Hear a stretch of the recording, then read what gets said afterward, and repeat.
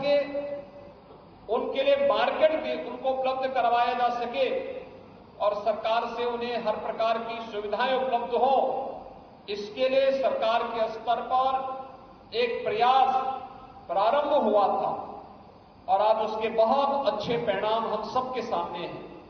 हम सब जानते हैं कि आज वन डिस्ट्रिक्ट वन प्रोडक्ट की इस अभिनव योजना का परिणाम है कि उत्तर प्रदेश पिछले 5 वर्ष के अंदर अपने एक्सपोर्ट को 250 गुना बढ़ाने में सफल रहा है। एक बेहतरीन दिशा में उत्तर प्रदेश जैसे बीमारू राज्य को आज हम आर्थिक समृद्धि के एक राज्य के रूप में स्थापित कर लें, यह इन्हीं उद्यमियों के परिश्रम के परिणाम स्वरूप हम सबके सामने है। और इसीलिए उत्तर प्रदेश ने 2020 में अपनी एमएसएमई पॉलिसी के अंतर्गत इस बात की व्यवस्था की कि एमएसएमई पॉलिसी के अंतर्गत अगर कोई उद्योग लगाता है तो 1000 दिनों तक उसे किसी भी प्रकार की एनओसी की आवश्यकता नहीं, वह जाए अपना उद्योग लगाए, अपना एप्लीकेशन सबमिट कर ले, सारी औपचारिकताएं अपनी पूर्ण 1000 दिनों के अंदर हो जाए, वहां प्रोडक्शन प्रारंभ करे, सारी सुविधाएं उसे उपलब्ध होती हुई दिखाई देंगी। उद्योग के लिए अच्छा इंफ्रास्ट्रक्चर हो, अटल इंफ्रास्ट्रक्चर मिशन के अंतर्गत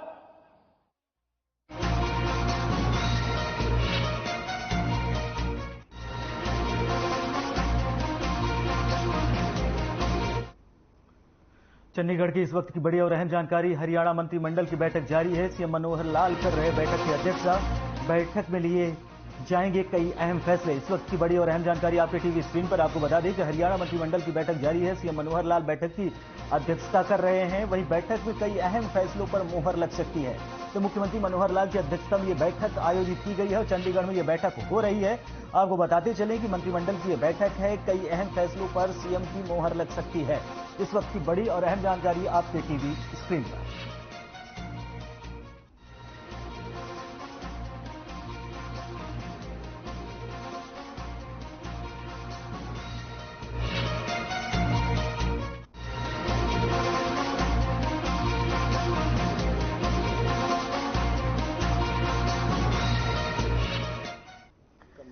वहीं नेता प्रतिपक्ष भूपेंद्र सिंह हुड्डा के डिप्टी सीएम वाले बयान पर परिवहन मंत्री मूलचंद शर्मा ने तंज कसते हुए कहा कि हुड्डा 4 क्यों 13 डिप्टी सीएम बनाए। हुड्डा के 4 डिप्टी सीएम वाले बयान पर दावा मूलचंद शर्मा ने दीपेंद्र हुड्डा को नसीहत दी है। दीपेंद्र हुड्डा के हरियाणा को बेरोजगारी में नंबर 1 बताने पर मूलचंद शर्मा ने कहा है कि हरियाणा में सबसे ज्यादा रोजगार मिल रहा है।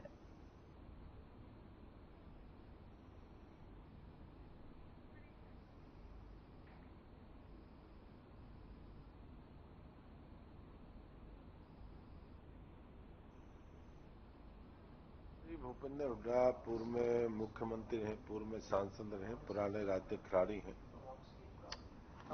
और इतना जितनी कमजोरी चौधरी भूपेंद्र हुड्डा जी ने दिखाई है कभी कल्पना नहीं थी। पर कांग्रेस पार्टी है, कोई निर्णय कर सकती है। और मेरा तो ये कहना है कि 14 हरियाणा मंत्री बनते हैं, एक मुख्यमंत्री 13 ही डिप्टी सीएम बना दे, 14 क्या 13 बना दे। तो इसका मेरा कहना यह है कि उनके अपने निर्णय हैं, उनकी अपनी पार्टी है और बीजेपी पार्टी दुनिया की सबसे बड़ी पार्टी है। चौधरी भूपेंद्र हुड्डा पूर्व में मुख्यमंत्री रहे, पूर्व में सांसद रहे, पुराने राजनीतिक खिलाड़ी हैं और इतना जितनी कमजोरी चौधरी भूपेंद्र हुड्डा जी ने दिखाई है कभी कल्पना नहीं थी।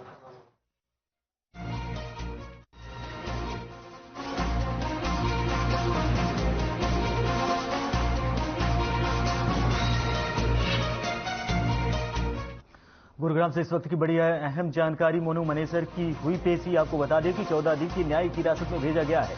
वहीं पटौदी कोर्ट में न्यायिक हिरासत में भेजा गया है। कहां भोंड से जेल में रहेगा मोनू मनेसर। इस वक्त की बड़ी और अहम जानकारी आपको बताते चले कि मोनू मनेसर की पेशी हुई है और 14 दिन की न्यायिक हिरासत में भेजा गया है। वहीं पटौदी कोर्ट ने न्यायिक हिरासत में भेजा है और भोंडसी जेल में रहेगा मोनू मनेसर। इस वक्त की बड़ी और अहम जानकारी आपके टीवी स्क्रीन पर। आपको बता दें कि मोनू मनेसर अब 14 दिन की न्यायिक हिरासत मिली है और 14 दिन तक मोनू मनेसर पुलिस कस्टडी में रहेगा। वहीं जांच पड़ताल जारी है। आपको बताते चले कि मोनू मनेसर की पेशी हुई है। इस वक्त की बड़ी और अहम जानकारी आपको बताते चले कि मोनू मनेसर की पेशी हुई है, जिसमें 14 दिन की न्यायिक हिरासत में भेजा गया है। वहीं भोंडसी जेल में मोनू मनेसर रहेगा। इस वक्त की बड़ी और अहम जानकारी। वहीं हम आपको तस्वीरें दिखा रहे हैं जहां मोनू मनेसर की आज पेशी हुई और उसके बाद कोर्ट ने उसे 14 दिन की न्यायिक हिरासत दे दी है। तो 14 दिन तक अब मोनू मनेसर जेल में रहेगा। फिलहाल जो कानूनी कार्रवाई है वो निरंतर जारी है, लेकिन कोर्ट से राहत नहीं मिली है मोनू मनेसर को।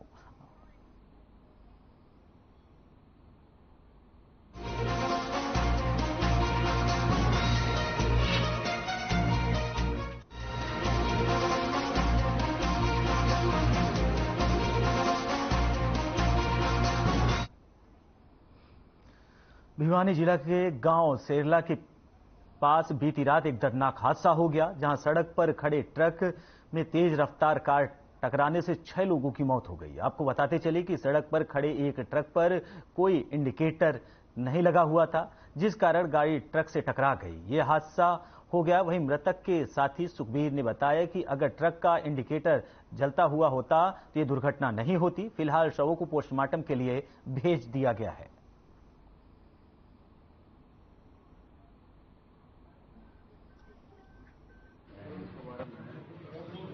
रात को 10 बजे के आसपास गांव बोंगला से बैल की तरफ जा रहे थे किसी काम के लिए।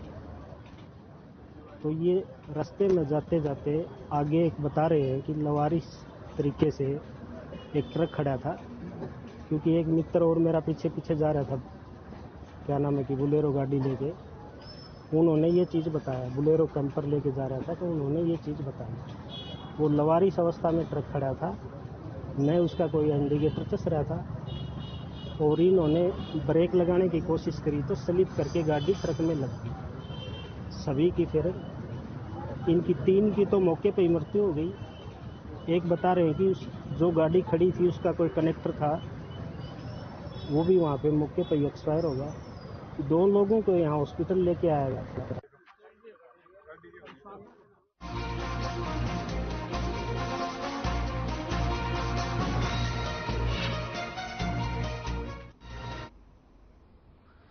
वहीं हरियाणा रोडवेज ने साइबर सिटी के लोगों को BSS 626 बसों की सौगात दी है। ये सभी बसें लोकल रूट पर चलाई जाएंगी। इन सभी बसों के चलने से गुरुग्राम वासियों को बड़ी राहत मिलेगी। आपको बताते चले कि हरियाणा रोडवेज के गुरुग्राम के GM प्रदीप कुमार की माने तो रोडवेज की तरफ से फाइलें RTA ऑफिस से भेजी जा चुकी हैं, जहां बसों के रजिस्ट्रेशन नंबर जारी करने की प्रक्रिया चल रही है। उम्मीद है कि गुरुवार से इन बसों का संचालन शुरू हो जाएगा।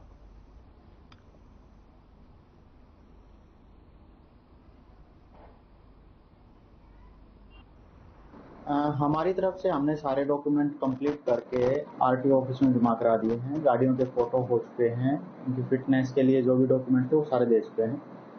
आज या कल में इन गाड़ियों के नंबर आ जाएंगे, और जैसे ही नंबर आएंगे अगले दिन हम इनको सबको ऑनपुट कर देंगे।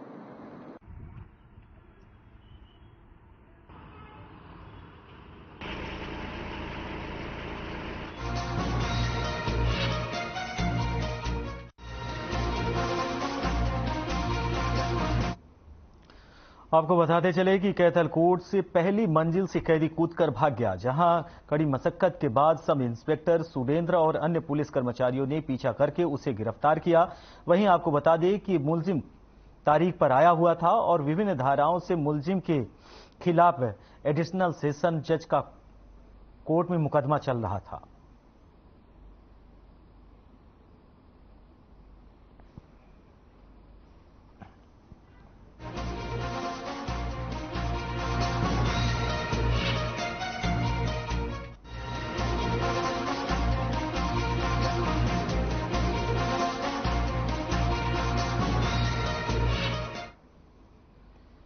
यमुनानगर जिले के थाना फरकपुर एरिया में पुलिस की डायल 112 गाड़ी को पुलिस कर्मचारियों के सामने ही भगा कर ले जाने वाला आरोपी पुलिस की स्पेशल टास्क ने गिरफ्तार कर लिया है। अब उसे पूछताछ की जा रही है, उसने किस मकसद से पुलिस की 112 नंबर की गाड़ी को चोरी की थी। पुलिस ने उस व्यक्ति व्यक्ति से गाड़ी की चाबी बरामद कर ली है।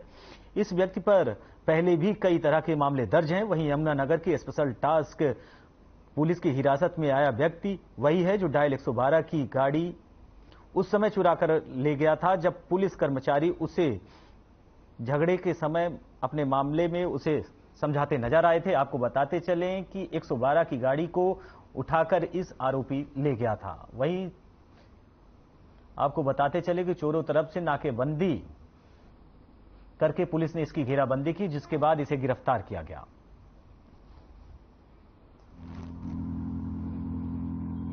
और जो झगड़ा कर रहा था युवक, उसको डायल 112 के जो कर्मी थे उन्होंने गाड़ी में बिठा लिया था। जब व्हीकल एक्चुअल में जो स्पॉट पे पहुंचा तो जो मुलाजिम उसमें मौजूद थे वो उस इवेंट को अटेंड करने के लिए अंदर चले गए थे, तभी वो युवक वहां से गाड़ी लेके चला गया था। हालांकि गाड़ी बाद में रिकवर हो गई थी।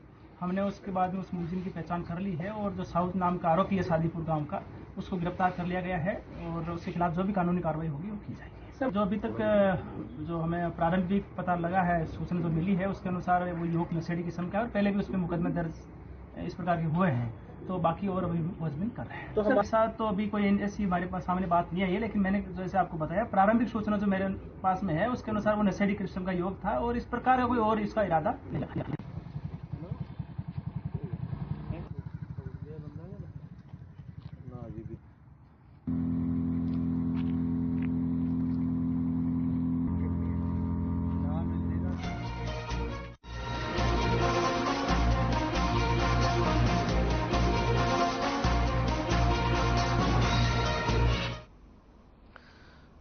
वहीं कैथल में आज नगर पालिका में डोर टू डोर कचरा उठाने वाले कर्मचारियों ने नगर पालिका कर्मचारी संघ हरियाणा के बैनर तले जिला नगर आयुक्त कार्यालय के बाहर प्रदर्शन किया, जहां कर्मचारियों का कहना था कि पिछले कई महीनों से हमारी काफी कर्मचारियों की सैलरी नहीं आ रही है।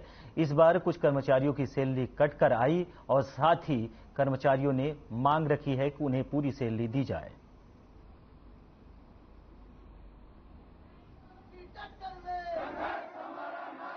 कैथल जिले के अंदर 6 ब्लॉक हैं। 6 ब्लॉकों के डोर टू डोर के कर्मचारी आज डीएमसी के बाहर प्रदर्शन करके अपना ज्ञापन देने के लिए आए हैं। इस ज्ञापन के माध्यम से ये मांग कर रहे हैं कि ठेकेदार जब ठेका छूटा था तो डीसी रेट की मांग करके वादा किया था, इनसे भी तुम्हारे को डीसी रेट दिया जाएगा, और पूरे जिले में कहीं भी डीसी रेट नहीं है, ना सफाई कर्मचारी का, ना ड्राइवर का, ना हेल्पर का। अभी भी विक्की ने बताया कि भी वो बाकी तो ठीक हो गया सर, लेकिन वो सैलरी वाला समाधान नहीं होया अभी तक। वो सैलरी वाले के लिए आज डीएमसी साहब छुट्टी पे हैं और वो कल आ जाएंगे। कल आप ईओ साहब को यही बुला लेंगे, 2-3 जने आप लोग आ जाओ, आप बैठ के इस समस्या का समाधान करें। आज हमारा जो प्रदर्शन है डोर टू डोर के कर्मचारियों को लेकर के है, जिसमें एक षड्यंत्र रचा जा रहा है। जो हमारे अधिकारी और ठेकेदार जो कचरा कलेक्शन का कार्य करते हैं, ये हमारे कर्मचारियों की 2 महीने से सैलरी किसी की 5,000 रुपए काट रहे हैं, किसी के 7,000 रुपए काट रहे हैं। 2 महीने से इनकी सैलरी जो है कभी 5,000 रुपए दे रहे हैं, किसी को 3,000 रुपए दे रहे हैं। तो इसी उसको लेकर के आज हमने अपना मांग पत्र तैयार किया है।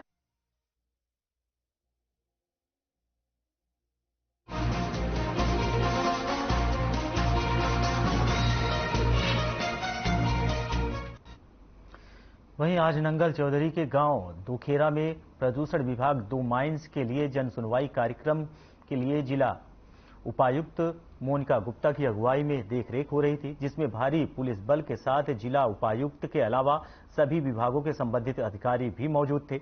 आपको बताते चले कि दुखेरा में पहले ही एक कंपनी जेंडी माइंस के नाम से काम कर रही है, जिसको लेकर आज ग्रामीणों का गुस्सा फूटा और जिला उपायुक्त से निवेदन किया गया कि इस खनन कंपनी को तुरंत प्रभाव से बंद किया जाए, क्योंकि इस कंपनी ने गांव की पंचायत भूमि में खनन विभाग से मिलकर कई एकड़ में अवैध खनन कर दिया है और इसके खिलाफ बोलने वालों पर पुलिस ने साठगांठ के साथ मामला दर्ज कर लेती है। वहीं नांगल चौधरी पंचायत अधिकारी ने खनन कंपनी के खिलाफ थाने में शिकायत भी दी है, लेकिन इनके खिलाफ कोई भी कार्रवाई अब तक नहीं हो पाई है।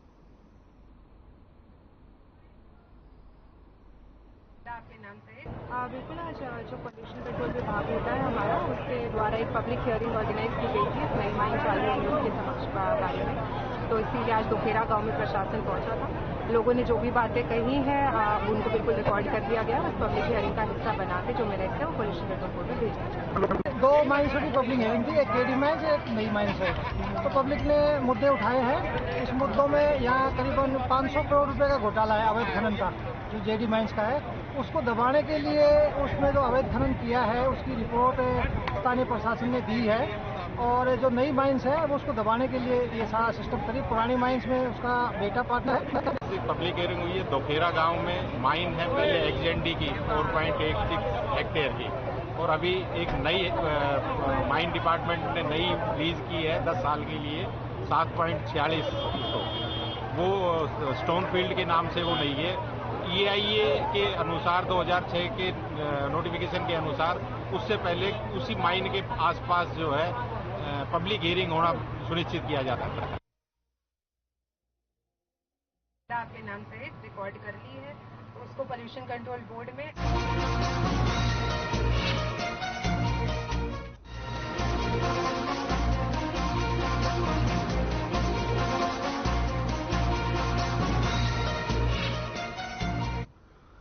फरीदाबाद जिला कल्याण विभाग की तरफ से बल्लभगढ़ के विकासखंड पंचायत कार्यालय में आधार कार्ड, वोटर कार्ड और पेंशन से संबंधित समस्याओं को लेकर कैंप का आयोजन किया गया। वहीं इस मौके पर करीब 300 से अधिक संख्या में लोग कैंप में पहुंचे और अपनी समस्याओं का मौके पर ही समाधान करवाया।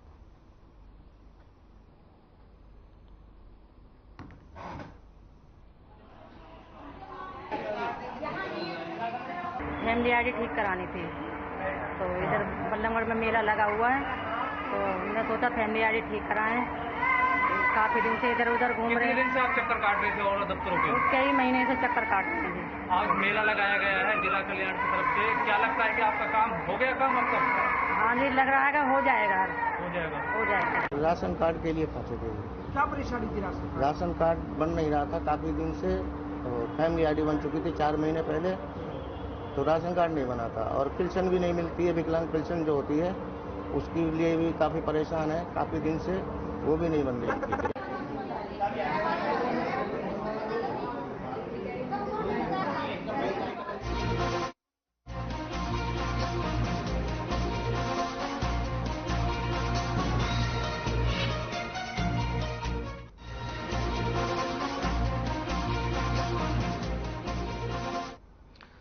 वहीं यमुनानगर के रजीतपुर एरिया के रानीपुर गांव स्थित शंकंभरी स्क्रीनिंग प्लांट पर सीएम फ्लाइंग की छापेमारी की। इस दौरान मौके पर स्क्रीनिंग संयंत्र बंद अवस्था में मिला, लेकिन उसके कागजातों में बीते कल तक फर्जी तरीके से मटेरियल बेची जा रही थी। सीएम फ्लाइंग ने मौके पर ही खनन और बिजली विभाग को बुलाकर कार्रवाई के निर्देश दिए। दरअसल सीएम फ्लाइंग को सूचना मिली थी कि मौके पर स्क्रीनिंग संयंत्र बंद अवस्था में है, जबकि उसके कागजातों में खनन सामग्री की आना जाना रोजाना हो रहा है। जब मौके पर सीएम फ्लाइंग पहुंची तो आंका गया कि करीब 5 से 6 महीने से यह प्लांट बंद है। सीएम फ्लाइंग इंचार्ज ने बताया कि उन्होंने मौके पर खनन विभाग और बिजली विभाग को बुलाया। इस स्क्रीनिंग संयंत्र का बिजली का कनेक्शन भी कटा हुआ था, लेकिन फिर भी यहां बिजली के उपकरण पड़े थे। जब यहां सीएम फ्लाइंग के निर्देश पर दोबारा से इस पर कार्रवाई अमल में लाई जाएगी। हालांकि अनुमान कागजों तक ही सीमित है, लेकिन बिजली विभाग अब एक बार फिर से इस पर विचार विमर्श करेगा।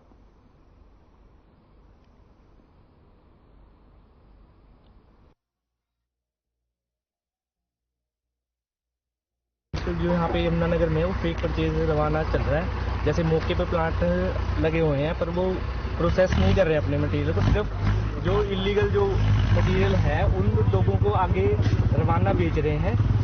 सिर्फ जो इलीगल माल जो उन्होंने खरीदा है, वो इलीगल माल जो वो ले रहे हैं उसको सिर्फ लीगल बनाने के लिए ये सिर्फ रवाना दे रहे हैं। कितने की चंपल लगी होगी, क्योंकि जिस प्रकार बंद है परचेज कई करोड़ों में चल रही है इसकी, वो ऐसे हम अभी नहीं बता सकते। वो हमें अपने पोर्टल पर देखना पड़ेगा इसने कितना माल बेचा है। उसके हिसाब से जो हमारे डिपार्टमेंट में रॉयल्टी पेनल्टी जो हमारी बनती है उसके हिसाब से वो देख के बताया जाएगा कि कितने एमटी इसने बेचा है ऑन पोर्टल। लास्ट परचेज कब की? लास्ट सेल है इसकी, जो कि देखा गया है, जो कि कल शाम तक की परचेज है इसकी। इससे पहले क्या मामला हुआ था और कितने दिन पहले हुआ था?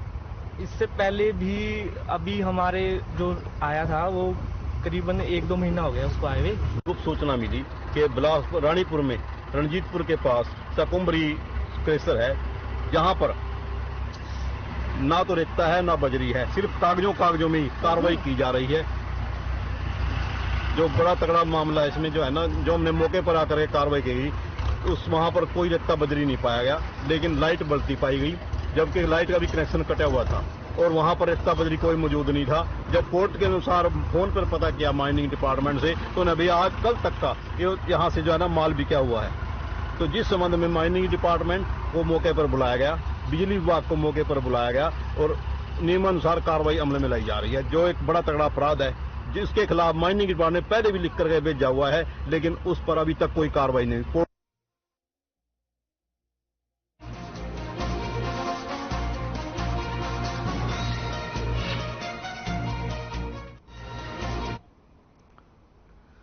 जनसंवाद कार्यक्रम के तहत रतिया में हिसार रेंज के एडीजीपी श्रीकांत जाधव सिटी थाना पहुंचे, जहां उन्होंने लोगों की समस्याएं सुनी और अधिकारियों को निपटारा करने के निर्देश दिए। इस दौरान रतिया पहुंचने पर शहर के लोगों ने उनका जोरदार स्वागत किया। वहीं अपने संबोधन में श्रीकांत जाधव ने कहा कि ऐसे बहुत सी शिकायतें हैं जिनका उच्च अधिकारियों को पता नहीं लगता, इसलिए जन कार्यक्रम के तहत पीड़ित लोगों की शिकायतें सुनना, उसके बाद तुरंत उसका समाधान के लिए कह देना।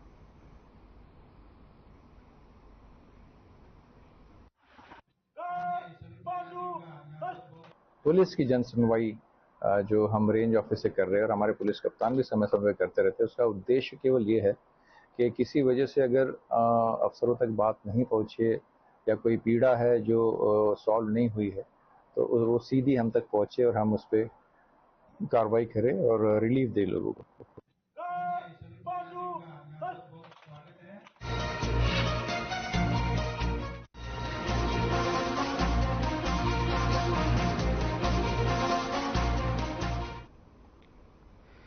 वहीं रेलवे में सफर करने वाले यात्रियों के लिए बड़ी खुशखबरी है। कालका शिमला ट्रेन को फिर से शुरू किया गया है। बता दें कि कालका शिमला रूट मानसून के कारण 10 जुलाई के आसपास लैंडस्लाइड के कारण बंद हो गया था। रेलवे के कर्मचारियों की युद्ध स्तर पर कड़ी मेहनत के कारण रिस्टोर कर दिया गया है और लगभग 352 लोकेशन ऐसी थी जो कि इफेक्टेड थी। ज्यादा जानकारी देते हुए अंबाला के मंडल अध्यक्ष वाणिज्य प्रबंधक नवीन कुमार ने बताया कि जुलाई में बारिश से हुई लैंडस्लाइड के कारण 352 लोकेशन इफेक्ट हुए थे। उन्होंने कहा कि तीनों ट्रेनें चलाई गई थी, फिर उसको बंद कर दिया गया था, लेकिन एक बार फिर से अब कालका से शिमला के लिए ट्रेन शुरू कर दी गई है।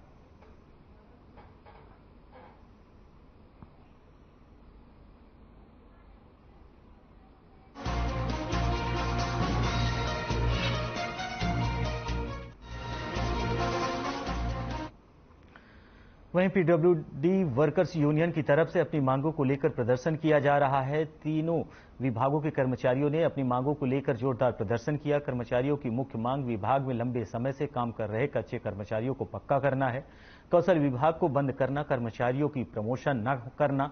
अपनी मांगों को लेकर आज तीनों विभाग के कर्मचारियों ने प्रदर्शन करते हुए अपने अपने विभागों के अधीक्षक अभियंता को ज्ञापन सौंपा है। वहीं कर्मचारियों ने सरकार को चेतावनी देते हुए कहा है कि अगर उनकी मांगों को नहीं माना गया तो आने वाले समय में सरकार के विधायकों और मंत्रियों का घेराव करेंगे और अगर चंडीगढ़ कूच करना पड़ा तो वो भी करेंगे, लेकिन जब तक हमारी मांगों का समाधान नहीं होता ये प्रदर्शन जारी रहेगा।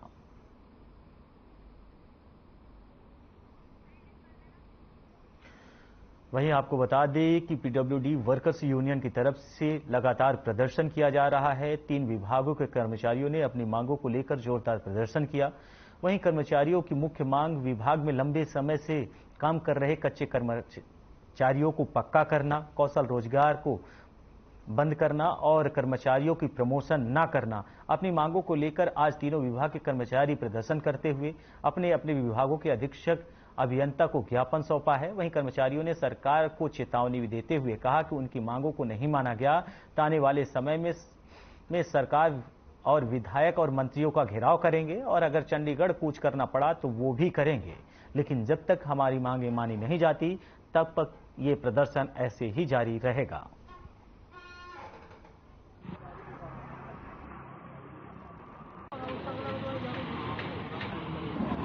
दरअसल हमारे 3 विभाग हैं, पब्लिक हेल्थ, B&R और इरिगेशन। आज हम तीनों विभागों के अधीक्षक अभियंताओं को अपनी मांगों का ज्ञापन प्रदर्शन करते हुए थे। हमारी बहुत सारी समस्याएं हैं। विभागों के अंदर कच्चे कर्मचारियों की संख्या काफी है।